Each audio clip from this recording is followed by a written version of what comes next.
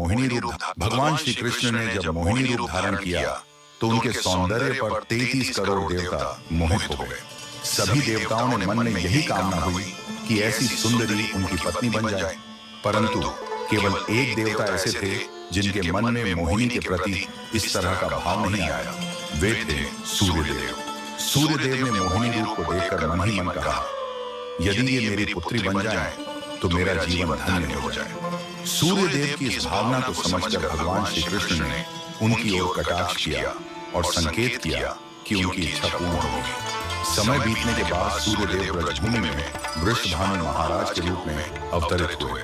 वृषभानु जी ने तपस्या की और ब्रह्मा जी से प्रार्थना की कि उन्हें ठाकुर जी की पुत्री के रूप में प्राप्ति हो। ब्रह्मा जी ने उनकी प्रार्थना को श्री हरि तक पहुंचाया।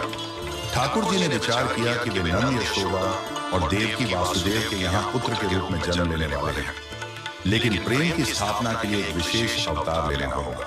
ठाकुर जी ने अपने रूप को दर्पण में देखा और उस दर्पण में उन्हें ऐसा रूप दिखाई दिया जो स्वयं ठाकुर जी को भी मोहित कर गया। यह रूप ठाकुर जी का ही स्त्री रूप था। उन्होंने इस रूप को स्थिर किया और लक्ष्मी जी के वस्त्रों, आभूषणों और श्रृंगार सामग्री का उपयोग करके इस दिव्य स्वरूप को सजाया। जब यह स्वरूप पूर्ण हुआ तो ऐसा प्रतीत हुआ मानो सूर्य और चंद्र का एक साथ मेल हो गया। यह दिव्य तेज इतना अद्भुत था कि स्वयं ठाकुर जी भी नेत्र मूंदने को विवश हो गए। जब उन्होंने नेत्र खोले तो उनके सामने श्री राधा रानी का दिव्य स्वरूप प्रकट हुआ। श्री राधा के प्राकट्य का समय सुबह 4 बजे का था, जो ब्रह्म मुहूर्त का समय है। भगवान के अन्य अवतारों का प्राकट्य दोपहर 12 बजे या रात्रि 12 बजे होता है, परंतु राधा रानी का जन्म ब्रह्म मुहूर्त में हुआ, जो नए दिन की शुरुआत का प्रतीक है। यह इस बात का संकेत था कि प्रेम का प्रकाश संपूर्ण विश्व में फैलने वाला है। राधा रानी के अवतरण पर वृषभानु महाराज और कीर्तिदा माता के घर उत्सव मनाया गया। सभी गोप गोपियां ब्रजवासी आनंद में झूम उठे, लेकिन एक अद्भुत घटना ने सबको चकित कर दिया। राधा रानी अपनी आंखें नहीं खोल रही थी। वृषभानु महाराज और माता कीर्तिदा इस बात को लेकर चिंतित हो गए।